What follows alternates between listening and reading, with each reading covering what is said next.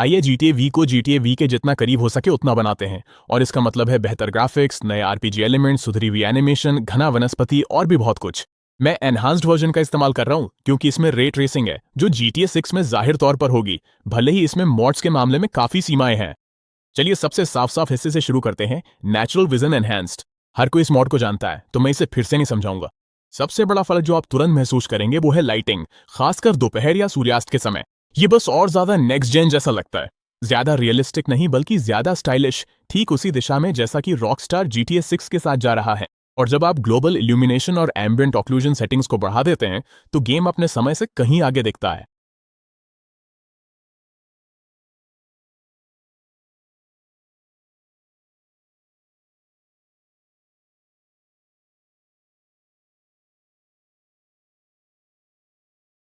फिर आती हैं सड़कें।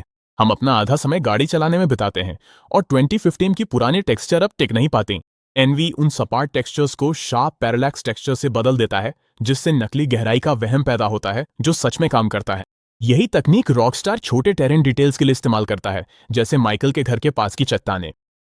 कुछ गाड़ियों के शीशों में तो रेड ट्रेस रिफ्लेक्शंस भी मिलती हैं, जो एक और चीज है जो हमें पता है कि GTA 6 में होगी। तो हाँ, अब विजुअल्स एकदम सही है। लेकिन जितना अच्छा ये दिखता है, फर्स्ट पर्सन ड्राइविंग अब भी जमी हुई और पुरानी सी लगती है। तो इसे ठीक करने के लिए मैंने dynamic vehicle first person camera install किया। और सच कहूं तो इससे सब कुछ बदल जाता है। ये बेसिकली फर्स्ट पर्सन कैमरे को कार के साथ मूव कराता है, एक्सेलरेशन, ब्रेकिंग और यहाँ तक कि सड़क के ऊबड़ खाबड़ हिस्सों पर भी रिएक्ट करता है। आखिरकार अब वैसा फील होता है जैसा पहले दिन से होना चाहिए था। ऐसा लगता है जैसे आप सच में कार के अंदर बैठे हैं, न कि किसी फ्लोटिंग गोप्रो के जैसे जो प्लेयर के सिर के पास चिपका हो।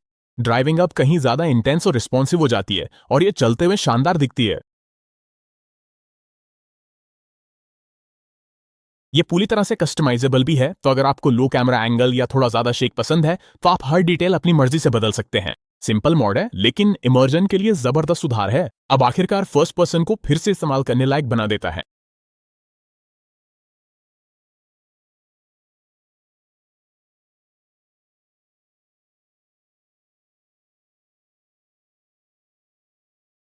अगला ये मॉड वो जोड़ता है जिसे रॉकस्टार ने छोड़ दिया था, स्टांस, जो आखिरकार हमें झुकने और पेट के बल लेटने की सुविधा देता है।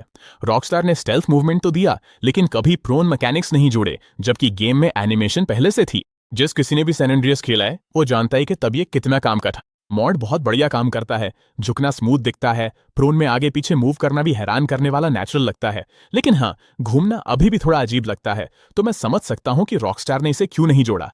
फिर भी ये उन फीचर्स में से एक है जो गेम को तुरंत और ज्यादा टैक्टिकल बना देता है। अब आप सच में दुश्मनों या जानवरों के पास चुपके से जा सकते हैं।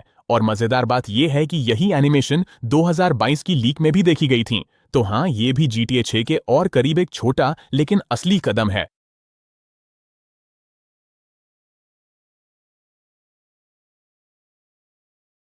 लेकिन थोड़ी देर घूमने के बाद मुझे एहसास हुआ कि मैप के कुछ हिस्से अब भी कितने खाली लगते हैं। लॉस सैंटोस में वो घने जंगल या झाड़ियों से भरे इलाके नहीं है जैसे हमने GTA 6 की फुटेज में देखे थे। यहीं पर लाइवली वर्ल्ड एक्सपेंशन काम आता है। ये सिर्फ पेड़ ही नहीं जोड़ता बल्कि पूरे मैप में जान डाल देता है। जंगल और भी घने हो गए हैं। अब बहुत ज्यादा पेड़ पौधे, प्रॉप्स, झाड़ियां, बेतरतीब चीजें, सब कुछ है जो दुनिया को और ज्यादा भरा पूरा महसूस कराता है। और मजेदार बात यह है कि रॉकस्टार शुरू में चाहता था कि GTA 5 ऐसा ही दिखे। अगर आपने कभी बीटा फुटेज देखी हो तो उसमें पेड़ पौधे बहुत ज्यादा घने थे, लेकिन बाद में पुराने कंसोल्स की लिमिटेशन की वजह से उन्हें कम कर दिया गया। अब इस मॉड के साथ दुनिया आखिरकार पूरी तरह से पूरी महसूस होती है। हर इलाका, चाहे वो शहर का बाहरी हिस्सा हो या देहात, हर जगह नए पेड़ पौधे और ढेर सारी छोटी छोटी सजावटी चीजें हैं। और चूंकि हम सब ने देखा है कि GTA 6 में पेड़ पौधे कितने घने और डिटेल दिखते हैं, तो आप निश्चित रूप से कह सकते हैं कि ये मॉड GTA 5 को उसके काफी करीब ले जाता है। GTA 6 कंटेंट के लिए सब्सक्राइब करना ना भूलें।